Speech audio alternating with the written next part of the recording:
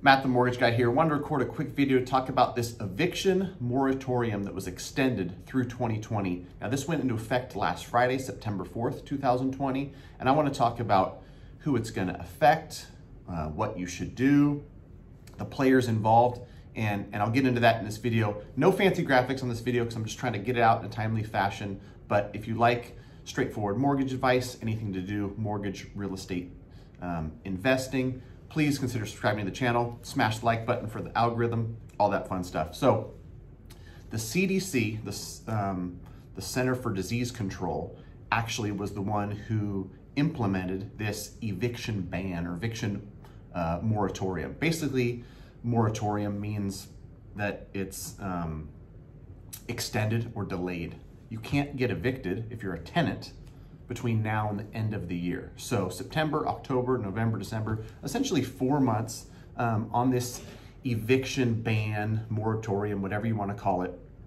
And so there's a couple stipulations on what you have to attest to, that you're having, difficulty paying because you've lost your job or you've got reduced hours. You've got to make under a certain amount. It's $99,000 a year for individuals, $198,000 a year for couples. And I want to talk about how it's going to affect both sides, because I talk to people every single day, and not only home buyers and current and past clients that have gotten mortgages through me, but people that are trying to buy, people that are part of the rental market. I'm a real estate investor myself, and so I've got tenants. I've got a ton of real estate investor clients who also have tenants. So I see, talk to, and kind of understand both sides. So I wanted to dig into that a little bit and tell you what you can do as a landlord, what you should think about or do as a tenant. I don't want to put too much of my personal feelings into this video. I'd rather just talk about what it means and relay the facts. But what I will say is that when something like this comes out, the people who push it to get this in place, I would hope, are doing it from a good place. They're trying to help people out. But when you really dig in, you think about it's not doing much to fix the problem, right? So people don't have to pay their rent, or I shouldn't say don't have to pay their rent. They're not going to be evicted for failure to pay rent over the next 4 months.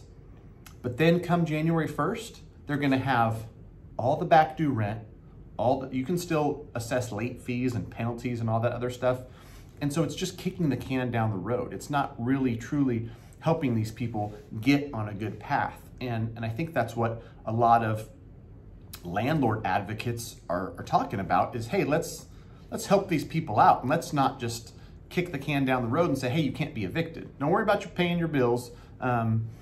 They've got to, of course, attest to that they're making best efforts to pay, that they've tried to utilize government programs and assistance, and then they're also attesting their best efforts to make a partial payment. So if they can't make the $900 a month payment, they've made their best efforts to pay $600, $700, some sort of partial payment. But I think what happens in real life is that people see this and they say, well, my hours were cut at work, and so it's going to be hard for me to pay the $900. I'm not going to pay anything at all. They can't evict me anyway.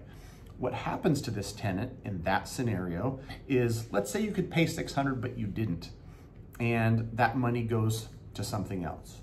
And if it's like most Americans, the money gets spent. If it's sitting in your account, it gets spent. And so rather than pay $600 and owe $300, they pay $0 and they owe $900.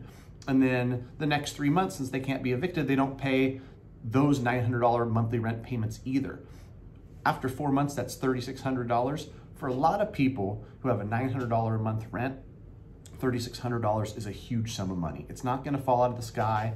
When they get back to work full time, it's not going to magically reappear. So come January, when this eviction ban, this moratorium is lifted, they're going to be in a really tough spot, really worse spot. It's similar to what I talked about when all the stuff on mortgage forbearance came out. And it was one of those, if you truly need it, you take it. And this is the same thing, in my opinion. If you truly cannot pay, I'm glad there's something in place to protect you, but don't not pay just because you can't be evicted, because eventually all this is going to come due and you're going to be in a worse spot than you were if you said, listen, I'm gonna do everything I can do to pay. September I can pay, my hours are cut, but I can, you know, move some money around and pay 3/4 of my rent in October, November, December. And for the tenants out there, I wanna speak on the landlord's behalf, because I've got tenants in rental properties that we own.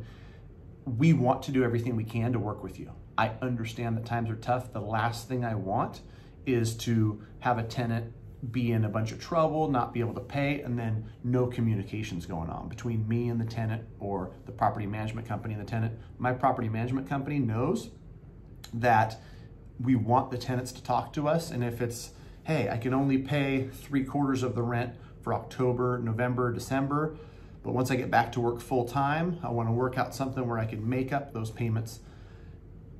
Trust me when I tell you that landlords want to avoid evictions. They're costly, they're a pain in the rear, the tenant is unhappy and not taking care of the property, the landlord's unhappy because they've got to get a new tenant in there, they've got to pay the court system to evict. It's just messy on both sides. It's much better to work with each other, come to an agreement, and there's, you know, $300 a month in your partial payment and the full rent that you can't do. You need to do that for 3 months, and then that $900 that you're back due, if you spread it out over the next 12 months, you can get that back.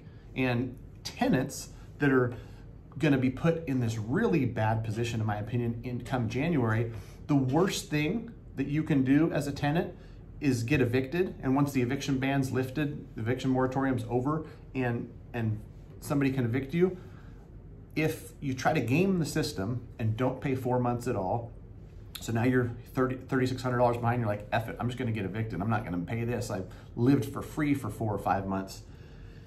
The stain that has on your credit and how hard it's gonna be to rent in the future is not worth a few months of free rent. Not in my opinion, not a lot of people's opinion. Trust me, I know people that have an eviction on their record, and for whatever reason, it was job loss, it was medical emergency, it's really tough on them. It's similar to somebody who owns a home and they have to foreclose or short sale. You want to avoid it at all costs because it's going to, you know, be a drag on you for years and years to come. So there's a couple things out there, and I'm going to put links in the description on different programs that can help you. And this is where I'll insert some of my personal opinion. There needs to be something done to help these people, to assist them. And it's not just, hey, you can't get evicted. That doesn't help. Really, it just kicks the can down the road and you still owe all that missed rent. And so there's a couple programs out there, Emergency Solutions Grants, ESG, I'll put the link in the description, Community Development Block Grant, CDBG. And things like this and more of these programs, in my opinion, is what's gonna help people. The most effective folks who are out of work and really struggling are gonna be the ones that really need these grants and really need this help. And putting the burden on landlords, especially, trust me when I tell you, I work with landlords across California who are working folks like I am, who own a property or two, and you know, they've got a $1,500 mortgage and they're collecting $1,800 in rent. They're not millionaires getting rich and owning, you know, $100 million in real estate. They've got a couple properties that are making them a few $100s a month, and it's part of their retirement plan that this property is going to be paid off. It's going to generate some income for them.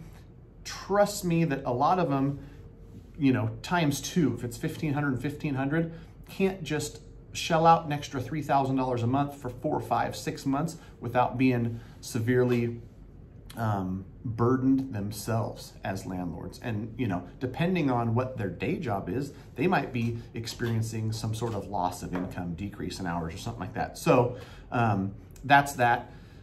One thing I will say too is this is the CDC initiated this, and they were able to use some Health and Public Service Act. This is meant to stop the spread of the coronavirus. Now, it's kind of funky to have the CDC, of all things, imposing this stuff that affects, you know, renters and landlords and whatnot. But it is what it is. I guess I'll leave my opinions on whether or not this is, you know, a valid reason someone's got to stay in their house so they don't move, and that's how you spread the coronavirus. Trust me, I'm probably not the only one that thinks there's a lot of stuff going on that's inciting more spread of the coronavirus than somebody having to move. So that's that. If you have any questions at all, please feel free to reach out, matt@mattthemortgageguy.com. Shoot me an email there. I'll be sure to get back to you. If there's anything that I can assist with on this front, I'd be happy to. If you're a landlord and you want some advice on what you can do, I'm happy to answer that. The general thing is communicate with your tenants. Do all you can to work together with them, because we're all in this together. This is a crazy effing year for all of us. Thanks for watching.